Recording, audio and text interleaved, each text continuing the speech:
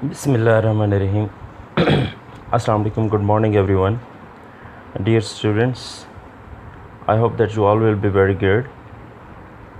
Today we are going to start our lecture, and this topic is concerned with the subject of management of PCC, physically challenged children. Course codes SPD 3132. So we will continue our discussion on cerebral palsy. अगर आपको याद हो तो हमने last lecture में जो discussion की थी वो चैप्टर नंबर 5 का इंट्रोडक्शन था, और इसके अलावा कि हम चैप्टर नंबर 5 में क्या पढ़ेंगे, इसके अलावा हमने एक कंप्लीट डिस्क्रिप्शन डिस्कस की थी सेरेब्रल पॉल्जी की, इंक्लूडिंग हमने सेरेब्रल पॉल्जी की जो 3 टाइप्स हैं उनके नाम भी देखे थे, और इसके अलावा ये था कि सेरेब्रल पॉल्जी की जो टाइप नंबर 1 थी जिसको हम लोग स्पैस्टिक कहते हैं, स्पैस्टिक सीपी, जो कि हमारे उसके जो प्रोग्राम है या जो डिस्कशन है उसमें 5.1.1 पे है, तो उसको भी हमने डिस्कस किया था। मैं थोड़ा सा आपको उसका रिव्यू दे के हम उसकी नेक्स्ट उस पे टाइप पे जो है ना जाना चाहेंगे।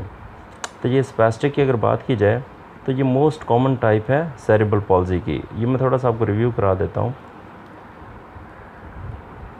इसमें जो मसल्स हैं वो स्टिफ हो जाते हैं, खींच जाते हैं, और टाइटनेस हो जाती है उनमें। ये जो स्पैस्टिक है ये वर्ड बेसिकली एक अल्ट्रेशन को रेफर्स किया जाता है, किसमें, मसल स्टोन में, अल्ट्रेशन इन मसल स्टोन।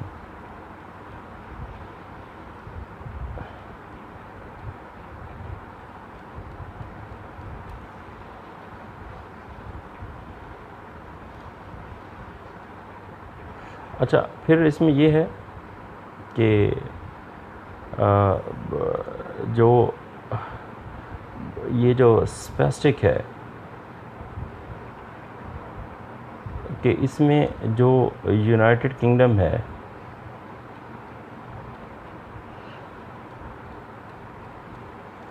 डिसेबिलिटी में ये मोस्ट ऑफेंसिव टर्म कंसीडर की जाती है। तो हमने इसके अलावा से एक डिस्कशन की थी मेरे लास्ट लेक्चर में, उम्मीद है आपके लिए वो एक कॉम्प्रिहेंसिव टू अंडरस्टैंड होगा। अब हम आते हैं अपने नेक्स्ट जो हमारा जो टॉपिक है, ये है 5.1.2 एथेटोसिस, जिसको हम लोग एथेटॉइड भी कहते हैं, ATHETOID, एथेटॉइड। तो अगर मैं इसके एजेंडा के हवाले से बात करूं, so after successful completion of this topic you will be able to, इस टॉपिक को कंप्लीट करने के बाद आप किस काबिल हो जाएंगे, इसको ज़रा आई एम सॉरी, इसको ज़रा हम देखते हैं।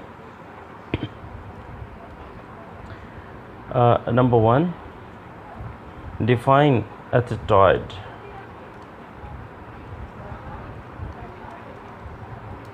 Etheroid, which is second type of CP. Number 2, explain social relations, social implications and impact on daily life.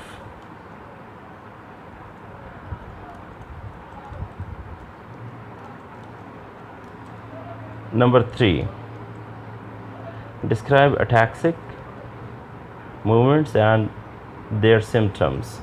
तो ये 3 हमारे पास पॉइंट है जो कि मैंने आज के एजेंडा में सेट किए हैं। तो आज हम कोशिश करेंगे कि सेरेब्रल पॉल्जी की जो रिमेनिंग 2 टाइप्स है, जिसमें एथेटॉइड है और ये अटैक्सिक है, इन दोनों को हम कंप्लीट करने की कोशिश करें, ताकि जो नेक्स्ट लेक्चर है हम वो स्पाइना बिफिडा पे कुछ रोशनी डाल सकें। सो आज हम इसको कंप्लीट करने की कोशिश करेंगे। I hope that you people will show your interest and understand this. So अगर हम इसकी डेफिनेशन की बात करें, athetosis is a symptoms characterized by slow, involuntary, convoluted, writhing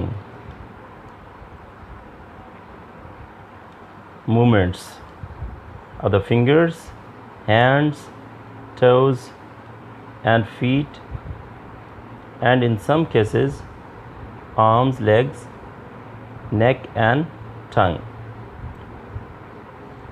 athetosis के जो सिम्टम्स हैं वो किस तरह करेक्टराइज़ किए जाते हैं कि इसमें स्लो और इनवॉलंटरी मूवमेंट्स होते हैं. किसके? फिंगर्स के, हैंड्स के, टोज़ के और फीट, और कुछ केसेस में आर्म्स भी शामिल हैं, लेग्स भी शामिल हैं, नेक भी शामिल है और ज़बान तक शामिल है, टंग. अच्छा, अब अगर हम इसके एसोसिएटेड सिम्टम्स की बात करें तो इसमें movement typical of athetosis are sometimes called athetoid movements. ये जो मूवमेंट्स जो एसोसिएटेड होते हैं इस कंडीशन के साथ, उनको एथेटॉइड मूवमेंट्स कहा जाता है. तो उनको रिकग्नाइज़ करना इतना मुश्किल नहीं है. मैंने जिन पार्ट्स ऑफ बॉडी के नाम आपको बताए हैं ऊपर डेफिनेशन के दौरान, तो उन पार्ट्स ऑफ बॉडी को ऑब्ज़र्व करके उनके साथ ये चीज़ें जो एथेटॉइड मूवमेंट्स हैं इनको एसोसिएट करना ज़्यादा डिफ़िकल्ट नहीं है. Lesions to the brain are most the direct cause of symptoms. Brain के साथ जो इसका जो रिलेशन है या जो लीजन्स है वो इसकी मोस्ट सिम्टम्स में इसकी मेन जो है ना कॉज कंसीडर की जाती है. Particular to the corpus striatum. इसमें ब्रेन के अंदर जो छोटे छोटे जो रास्ते बने हुए हैं जिनको हम लोग कॉर्पस स्ट्राइटम कहते हैं, उनके अंदर जो है ना ये एम्बिग्यूटीज हमें नज़र आती हैं. This symptom does not occur alone and is often accompanied by the symptoms of cerebral palsy. ये जो सिम्टम्स हैं अकेले नहीं होते और ये सेरिब्रल पॉल्जी के सिम्टम्स ही कंसीडर किए जाते हैं. As it is often a result of physical disability, चूँकि ये रिज़ल्ट है इस फिज़िकल डिसेबिलिटी का. कौन सी? सेरिब्रल पॉल्जी. अब अगर हम इसके साइंस और सिम्टम्स की बात करें, athetosis can vary from mild to severe motor dysfunction. severe motor dysfunction mild to severe हो सकता है एथेटोसिस का. It is generally characterised by unbalanced involuntary movements of muscles and a difficulty maintaining a symmetrical postures. तो basically इसमें एक balance maintain नहीं होता और इनवॉलंटरी मूवमेंट होता है, और इसमें बंदा मुख्तलिफ़ तरह के जो पोस्चर्स हैं उनको मेंटेन करने में बहुत डिफ़िकल्टी महसूस करता है. पोस्चर क्या है? Position of arms and legs. The associated motor dysfunctions can be restricted to a part of body present throughout the body depending on the individual and the severity of the symptoms. अब अगर बात की जाए इसकी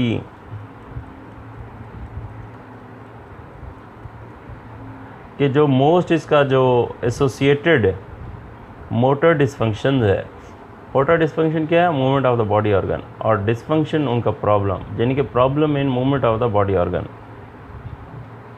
वो restrict हो सकते हैं किसी मखसूस पार्ट्स ऑफ बॉडी तक या पूरी बॉडी में प्रेजेंट हो सकते हैं, और ये इंडिविजुअल पे भी डिपेंड करता है और उन सिम्टम्स के सेवेरिटी लेवल पे डिपेंड करता है. One of the pronounce science can be observed in the extremities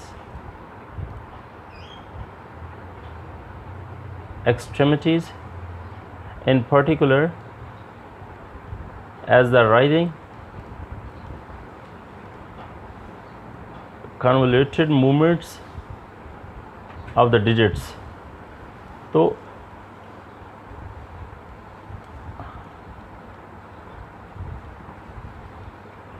अच्छा, इसके जो ऐसे साइंस जो कि जिनको प्रोनाउंस किया जा सकता है, उनको ऑब्ज़र्व किया जा सकता है उनको मखसूस तौर पे देखा जा सकता है, उसमें राइडिंग है और कन्वोल्यूटेड मूवमेंट्स है। अच्छा, अब ये छोटा सा पॉइंट आगे आप स्लाइड में देख सकते हैं, ये लिखा हुआ है special sign. Athetosis can appear as early in 18 months from birth with first sign including, यानी कि 18 माह से, बर्थ से लेकर 18 माह के दौरान इसके जो साइन या सिम्टम्स हैं वो ज़ाहिर होना शुरू हो जाते हैं। उसमें क्या क्या शामिल है? डिफ़िकल्टी फीडिंग, बच्चे को फीड करने में, खुराक हासिल करने में डिफ़िकल्टी होती है। हाइपोटोनिया, अब अगर देखा जाए कि हाइपोटोनिया क्या चीज़ है, तो हम ज़रा हाइपोटोनिया को देख लेते हैं। एक मस्कुलर टिश्यू है जिसमें the state of being hypotonic इसे कहा गया है कि एक मसल्स के टिश्यू के साथ हाइपोटोनिक एक कंडीशन होती है। अब हाइपोटोनिक क्या है कि जो टिश्यू होता है वो नॉर्मल नहीं होता, जिसमें डेफिशिएंसी होती है नॉर्मल टोन की, एबनॉर्मेलिटी होती है टिश्यू के साथ। स्पैज़म है, अगर स्पैज़म को देखा जाए ये क्या है, यानी कि वो जो टिश्यू होता है उसमें पेन भी होता है और ये इनवॉलंटरी मूवमेंट होता है। एंड इनवॉलंटरी राइडिंग मूवमेंट्स है, यानी कि ये राइडिंग WRITHING है। राइडिंग का जो मूवमेंट है कि कोई किसी चीज़ का मुड़ जाना, एक ट्विस्टिंग स्टेट का बन जाना, यानी कि हाथ ट्विस्ट होते हैं या फीट हो सकते हैं और चेहरा भी हो सकता है। और ये उस वक्त होता है जब कोई ख़ास किस्म की इमोशनल डिस्टर्बेंस भी चल रही हो। अच्छा, नेक्स्ट मेरे पास पॉइंट है brain defects and association. Athetosis, जिसको एथेटॉइड भी कहा जाता है, is caused by lesion in the several brain areas. Brain के मुख्तलिफ जो पार्ट्स होते हैं उनमें लीजन होता है। For example, hippocampus and the motor thalamus as well as the corpus striatum। तो दिमाग के ये तीन हिस्से हैं जिनमें ज़्यादातर ये लीजन पाया जाता है, जिसकी वजह से एथेटॉइड हो सकता है। Therefore children during the developmental age, इसी वजह से ऐसे बच्चे जो developmental ages के दौरान होते हैं could possibly suffer from severe complication deficits। उन बच्चों के ऊपर ज़्यादा इसकी जो complications है उनका deficit, उनकी deficiency हो सकती है। For example speech impairment हो सकता है, hearing loss हो सकता है, and failed or delayed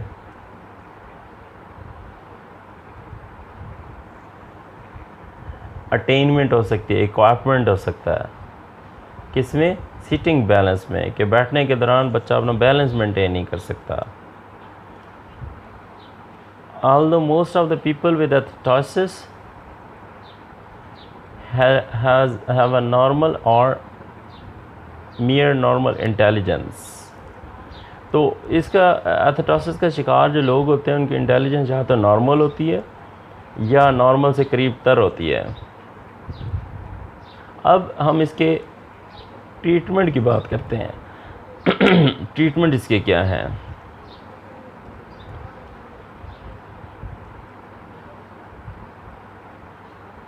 there are several different treatment approaches to dealing with athetoid. Athetoid का जो इलाज है वो काफ़ी तरीक़ों से किया जा सकता है। The most common method are the most common जिसके मेथड है वो क्या क्या है? Use of drugs, surgical intervention, ये 2 तरीके हो गए, and retraining movement of the afflicted person, और उसके जो मूवमेंट्स हैं उनको रिटेन करना चाहिए, मतलब वो मूवमेंट उसी तरीके से बार बार कराए जाने चाहिए। It is suggested that training a person to relearn movements can be helpful in select situation. अच्छा, यानी कि जो मूवमेंट उस बंदे ने पहले से सीखे उन्हीं मूवमेंट्स को दोबारा उसको ट्रेनिंग दिए जाने चाहिए। दो जनरली, अगरचे जनरली ये देखा जाता है कि this type of treatment will not work, इस तरह का इलाज काम भी नहीं करेगा। इन सर्टेन केसेस, मखसूस केसेस में, it can be found to be very helpful in treating the symptoms of athetosis. Athetosis के सिम्टम्स को ट्रीट करने के लिए इसको काफ़ी हेल्पफुल पाया जाता है।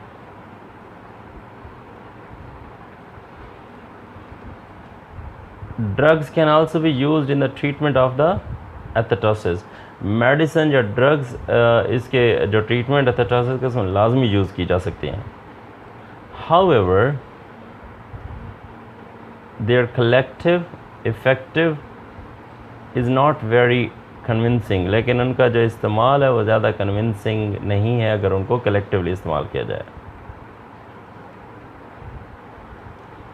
अब हम इसकी एथेटॉयड की जो सोशल इम्प्लिकेशंस है उसको हम देखते हैं, ये आप स्लाइड पे देख सकते हैं। Athetoid is characterised as a symptoms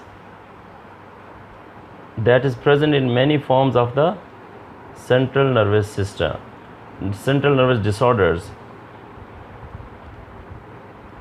that affect the body movements coordination, such as cerebral palsy. अब ये जो एथेटॉयड है इसको करेक्टराइज किया जाता है एक ऐसे सिम्टम्स के तौर पे जो कि सेंट्रल नर्वस सिस्टम डिसऑर्डर्स के जो ना की कई फॉर्म में पाया जाता है। Central nervous system disorder, symptoms disorder, और ये हमारी बॉडी की जो मूवमेंट्स कोऑर्डिनेशन होते हैं उसको भी मुतासिर करता है। फॉर एग्ज़ाम्पल इसमें कॉमन जो है वो सेरेब्रल पॉल्जी है। चिल्ड्रन में struggle to engage in social communication, बच्चे जो हैं वो सोशल कम्युनिकेशन में बहुत ज़्यादा प्रॉब्लम फील करते हैं।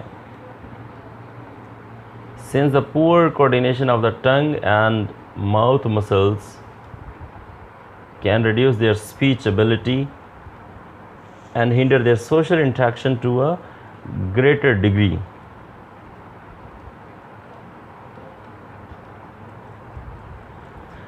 बच्चे इसका ज़्यादा शिकार होते हैं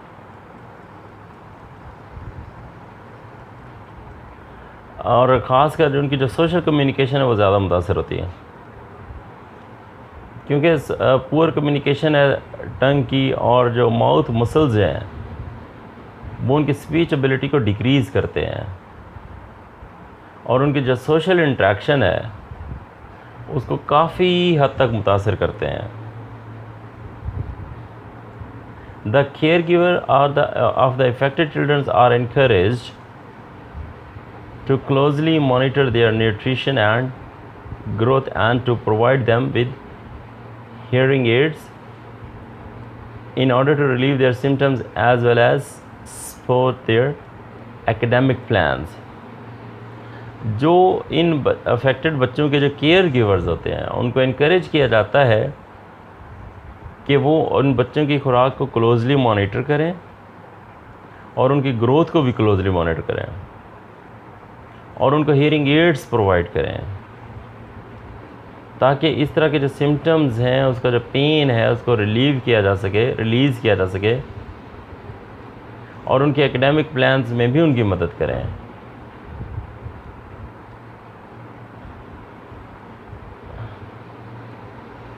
इसमें पेशेंट्स का जो ग्रोइंग नंबर है उसको कम्युनिकेशन डिवाइसेस के साथ शो किया जाता है और वो उन कम्युनिकेशन डिवाइसेस से फ़ायदा भी उठा सकते हैं। For example shorthand typing program और कंप्यूटर स्पीच है, और ये सारी ये डिवाइसेस अटैच है कंप्यूटर स्पीच के साथ, as well as simple picture boards. तो ये उन डिवाइसेस के नाम मैंने लिए हैं जो कि बतौर कम्युनिटी मेंबर हम इनकी हेल्प कर सकते हैं सेरेब्रल पॉल्सी की। अच्छा, नेक्स्ट मेरे पास ये स्लाइड है, आप देखेंगे problem in daily living skills, DLS। अब patients living with the disorder, जो मरीज़ इस डिसऑर्डर के साथ रहते हैं, इनटू देयर एडल्टहुड, अपने एडल्टहुड में, often have trouble being involved in daily living skills. वो अपने डेली लिविंग स्किल्स में काफ़ी परेशानी या ट्रबल का शिकार होते हैं।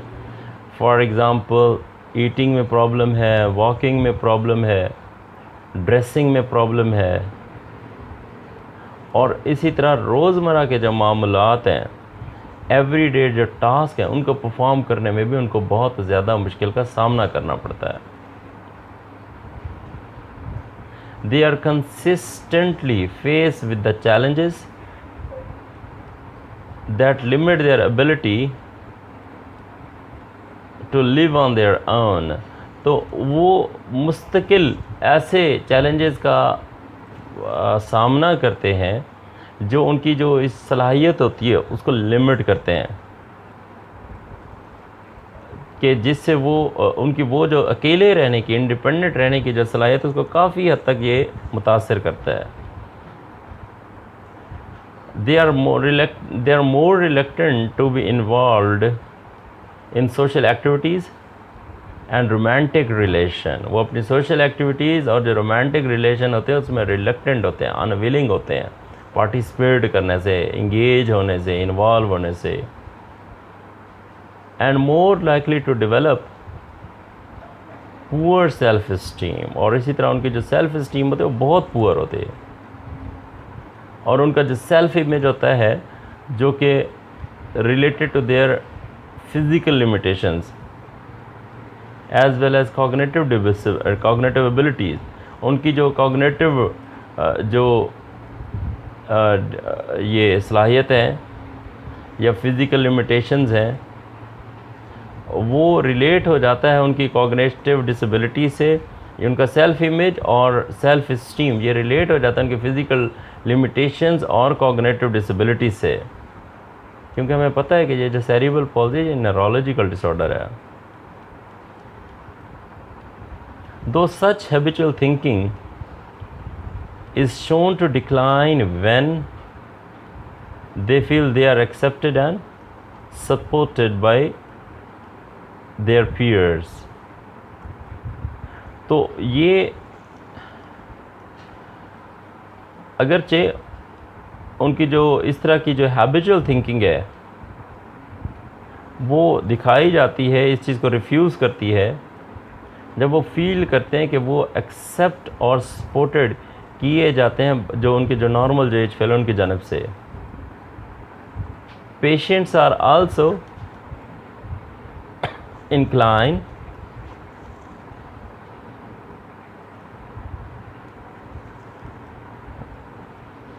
to associate themselves with people who tend not to be engaged in physical activities, according to the September 2008 issues of Journal of Physical Activities and Health। इसमें जो पेशेंट्स होते हैं वो इसी तरह ही एक्ट करते हैं और ख़ुद को एसोसिएट करते हैं उन लोगों के साथ जो फ़िज़िकल एक्टिविटीज़ में शामिल नहीं होते। ये सितंबर 2008 में एक जर्नल पब्लिश हुआ था, उसके मुताबिक ये एक रेफरेंस यहाँ पे कोट किया गया है। तो हमारे पास डियर स्टूडेंट्स, हमारे पास एथेटॉयड जिसका हम एथेटोसिस भी कहते हैं, उसके हवाले से यही इन्फॉर्मेशन है। नोट्स यकीनन आपके पास पहुँच चुके होंगे, आप स्लाइड्स भी देख सकते हैं। तो ये हमारे पास एक सेकेंड टाइप ऑफ सेरिब्रल पॉल्जी को हमने कवर कर लिया है। अब हम बात करते हैं नेक्स्ट जो हमारे पास जो सेरिब्रल पॉल्जी की जो टाइप है, जिसको जो कि ये हम देख सकते हैं अटैक्सिक के नाम से, ATAXIC अटैक्सिक के नाम से, और ये है 5.1.3। अगर हम इसके इंट्रोडक्शन पे बात करें तो ये क्या है, ataxia is the least common form of cerebral palsy. Cerebral palsy की जो सबसे कम, जो लीस्ट कॉमन फॉर्म है वो अटैक्सिक है। Ataxic means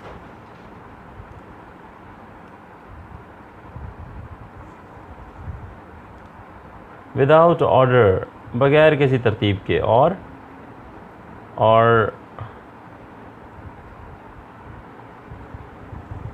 in coordination. तो ये हमारे पास अटैक्सिक का एक वो मीनिंग आ गया है।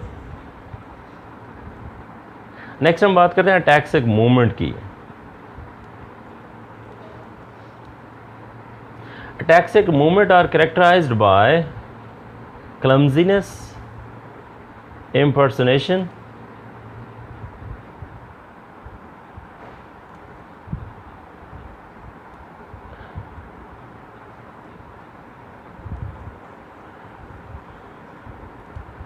imprecision और instability के ये जो अटैक्सिक मूवमेंट होते हैं इनको करेक्टराइज किया जाता है क्लमजीनेस से। क्लमजीनेस क्या है, ऑकवर्डनेस है। इम्पर्सिस्टेशन, इम्पर्सिएशन ये क्या है, एम्बिग्यूटी, डिफ़िकल्टी से रिलेटेड है। और इंस्टेबिलिटी यानी कि अनस्टेडीनेस होती है इसमें। Movements are not smooth, movements इसमें स्मूथ नहीं होते। एंड मे अपीयर डिसऑर्गेनाइज्ड और जर्की, और उनमें किसी भी तरह की कोई ऑर्गेनाइजेशन नहीं होते, शेकी मूवमेंट्स होते हैं। The incoordination seen with ataxia occurs when a person attempts to perform voluntary movements such as walking or picking up the objects.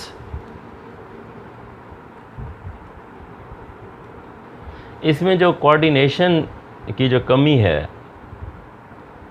वो अटैक्सिया के साथ ही अकर होती है। जब कोई भी आदमी परफॉर्म करने की कोशिश करता है वॉलंटरी मूवमेंट्स को, फॉर एग्ज़ाम्पल वॉकिंग हो गई, पिकिंग अप कोई ऑब्जेक्ट हो गया ना, अटैक्सिया कॉजेज एन इंटरप्शन, एक इंटरप्शन कॉज करता है अटैक्सिया, किसमें, मसल्स कंट्रोल में, आर्म्स और लेग्स में, resulting in the lack of balance, जो कि नतीजा होता है बैलेंस के डेफिशिएंसी, बैलेंस की कमी की सूरत में और कोऑर्डिनेशन की कमी की सूरत में। अब हम ज़रा इसके सिम्टम्स को देखते हैं। जो लोग अटैक्सिया के शिकार होते हैं उनमें किस तरह के सिम्टम्स पाए जाते हैं, उसमें नंबर 1 पे है अनस्टडी, शेकी मूवमेंट्स और ट्रेमर, यानी कि शेकी मूवमेंट्स होते हैं, ट्रेमर होते हैं, हाथ कांपते हैं, शिवरिंग होती है। दूसरे नंबर पे difficulty maintaining balance, balance maintain करने में बहुत ज़्यादा डिफ़िकल्टी होती है। तीसरे नंबर पे people with ataxia appear very unsteady, जो अटैक्सिया के शिकार जो लोग होते हैं वो अनस्टडी होते हैं, एंड शेकी, और शेकी भी होते हैं, because their sense of balance, क्योंकि उनके जो बैलेंस की जो सेंस है या जो डेप्थ परसेप्शन है वो मुतासर होती है। नेक्स्ट मेरे पास पॉइंट स्लाइड पे आप देख सकते हैं, what causes ataxia. Ataxia result from damage to the cerebellum, हमारे जो ब्रेन का जो पार्ट सेरिबेलम है, अटैक्सिया उसके डैमेज की वजह से होता है। अब सेरिबेलम क्या है? The cerebellum is the balance centre of the brain. हमारे जो ब्रेन का जो बैलेंस सेंटर है ना, वो सेरिबल कहलाता है। The cerebellum fine tunes movements commands in order to compensate for whatever posture is being used। अब किसी भी तरह का पोस्चर क्यों ना यूज़ किया जा रहा हो, ये जो सेरिबेलम है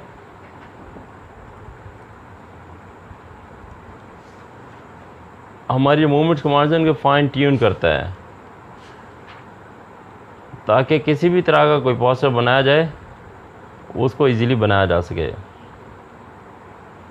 it also accounts for various forces being generated by different parts of the body. हमारी जो बॉडी के जो मुख्तलिफ पार्ट्स हैं उनकी जानिब से मुख्तलिफ तरह की जो फोर्सेस जनरेट की जा रही होती हैं, ये उनको भी काउंट करता है, उनको भी मॉनिटर करता है। नेक्स्ट है what does ataxia look like. Ataxia नज़र किस तरह आता है, ये आप स्लाइड पे देख सकते हैं। Ataxia can effect any parts of the body. हमारी बॉडी के किसी भी हिस्से को एटैक्सिया मुतासर कर सकता है। And impact upon the movement required to day many day to do many day to day activities. तो ये जो हमारी डे टू डे जितनी भी कई एक्टिविटीज़ होती हैं तो यकीनन उसका इम्पैक्ट होता है उन मूवमेंट्स के ऊपर जो हम रोज़मर्रा की ज़िंदगी में परफॉर्म करते हैं। It can affect a person's legs. किसी भी बंदे की लेग्स को ये मुतासर करता है, आर्म्स को मुतासर करता है, हैंड्स को मुतासर करता है, फिंगर्स को मुतासर करता है, स्पीच और आई मूवमेंट्स को भी मुतासर करता है। And even muscles involve in swallowing, और निगलने में जो मसल्स इन्वॉल्व होते हैं उनको भी ये अफेक्ट करता है, मुतासर करता है। नेक्स्ट मेरे पास ये पॉइंट है स्लाइड पे, आप देख सकते हैं। Effect on the upper limbs, जिसको में हम लोग आर्म्स और लेग्स को आर्म्स एंड हैंड्स को कंसीडर करते हैं। व्हेन अटैक्सिया इफेक्ट, जब अटैक्सिया इफेक्ट करता है द आर्म्स एंड हैंड्स, हाथों और आर्म बाजुओं को, इट में कॉज द शेकी और ट्रेम्बर, शेकीनेस और tremor due to over correction of inaccurate movement. कि शेकी और ट्रेम्बर हाथों में कपकपाहट शुरू हो जाती है जब ये अपर लिम्ब को, आर्म्स को या हाथों को मुतासर करता है। When a person reaches an object, जब कोई आदमी किसी ऑब्जेक्ट को उठाने की कोशिश करता है, दे ओवरशूट द टारगेट, वो टारगेट को जो है ना पास कर लेते हैं, उसको सही तरीके से उठा नहीं सकते। It also result in difficulty in performing the task requiring precise finger movements. Precise finger movements की वजह से वो काम करने में भी डिफ़िकल्टी होती है जिसमें फॉर एग्ज़ाम्पल हैंड राइटिंग शामिल है, कटलरी शामिल है, और मूवमेंट्स, और ऐसी मूवमेंट भी शामिल हैं दैट रिक्वायर रेगुलर रेपिटेशन, कि इसमें रेगुलर रेपिटेशन की ज़रूरत होती है। सच एज क्लैपिंग, बार बार वही काम रिपीट हो रहा है, क्लैपिंग, तो इसमें भी डिफ़िकल्टी होती है। नेक्स्ट हम बात करते हैं इफेक्ट ऑन लोअर लिम्स, जिनमें सिर्फ लेग्स आती हैं। व्हेन अटैक्सिया अफेक्ट वॉकिंग, जब अटैक्सिया हमारी वॉकिंग को इफेक्ट करता है, a person is unstable and likely to fall. एक आदमी अनस्टेबल होता है, ऐसे लगता है जैसे अभी गिरने वाला है। एज ए रिजल्ट, नतीजे के तौर पे, the person usually walk with the feet spread further apart than the hips. तो इस तरह का जो आदमी वो पाँव और टांगे खोल के चलता है, हिप्स की सीध में नहीं होता। which is known as a wide based gait, GAIT, gait कहते हैं वॉक को. This is done to try to compensate for their instability and poor balance. तो ये उनकी जो इंस्टेबिलिटी या जो पुअर बैलेंस होता है, बेसिकली उसको कंपनसेट करने के लिए ऐसा किया जाता है. This way of walking sometime can give the mistaken impression. इस तरह का जो स्टाइल है वो मिस्टेकन एक इम्प्रेशन देता है, that the person is under the influence of the alcohol, drugs. अच्छा, इस तरह के चलने से ऐसे लगता है जैसे बंदे ने कोई अल्कोहल, कोई शराब या कोई ऐसी मेडिसिन ली हुई है जिससे वो अपने होश-ओ-हवास या कंट्रोल में नहीं है. इस तरह की वॉकिंग ऐसी होती है. Because their balance is affected, क्योंकि उनका जो बैलेंस है वो मुतासर होता है. The person may also fall without reason, बगैर किसी वजह के आदमी गिर सकता है. और be unable to compensate for being accidentally bumped or for variations in the ground surfaces or accidental mild bump from the side. तो इस तरह के जो बंदा बगैर किसी वजह के नीचे गिर सकता है और यकीनन और इस काबिल भी नहीं होता बाज़ वक़्त के खुद को संभाल सके, क्योंकि ग्राउंड सर्फेसेस के साथ वेरिएशंस होती है ना, कभी ऊपर कभी नीचे. ग्राउंड हमारा चेंज होता रहता है ना. घर के अंदर बेशक वो समटाइम सीढ़ियाँ आती हैं, समटाइम क्या है, और बाज़ का ये होता है कि वो चलता ठीक है लेकिन एक साइड पे उसके साथ चूँकि प्रॉब्लम हो सकता है. बाज़ का सिचुएशंस वेरी करती हैं ना बंदे के हवाले से, इंडिविजुअल डिफरेंस है. तो उस सिचुएशन के अकॉर्डिंग वो जो है ना फिर किसी एक साइड से जो उसका एक्सीडेंट हो सकता है, डैमेज हो सकता है.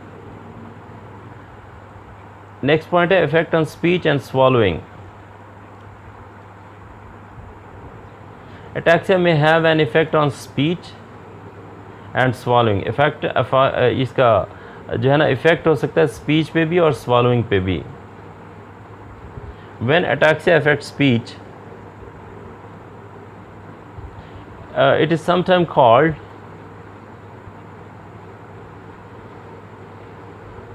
Scanning speech. The person uses a monotone voice with a breathy sound. सांस लेने के दौरान जो आदमी है वो उसका एक मोनोटोन वॉइस होता है. सांस लेने के दौरान भी आवाज़ आ रही है मुँह से.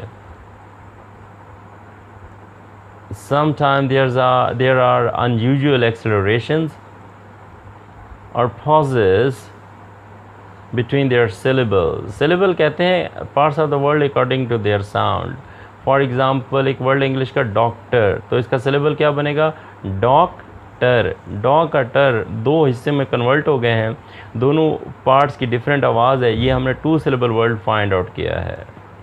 तो ये जहाँ पे सिलेबल की बात की जा रही है कि सिलेबल के दरमियान पॉजेज़ लेता है बंदा बहुत ज़्यादा. नेक्स्ट पॉइंट है इफेक्ट ऑन द आइज़.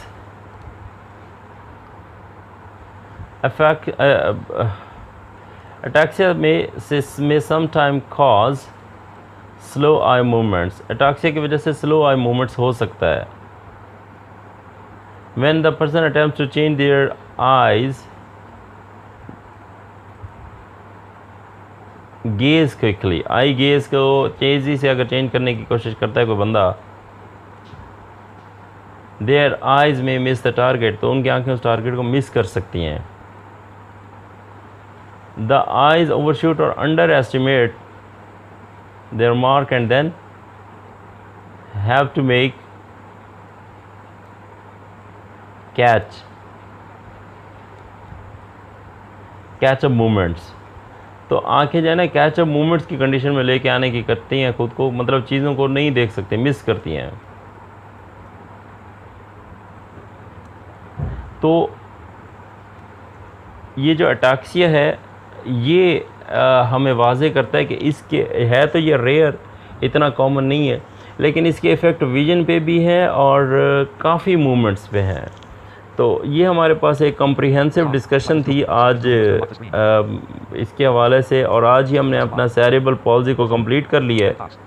तो नेक्स्ट आई होप कि आपकी एक अच्छी अंडरस्टैंडिंग होगी और आप इसकी टाइप से सेरेब्रल पॉल्जी और इसकी टाइप्स के हवाले से यकीनन एक कॉम्प्रिहेंसिव डिस्कशन के काबिल हो चुके हैं।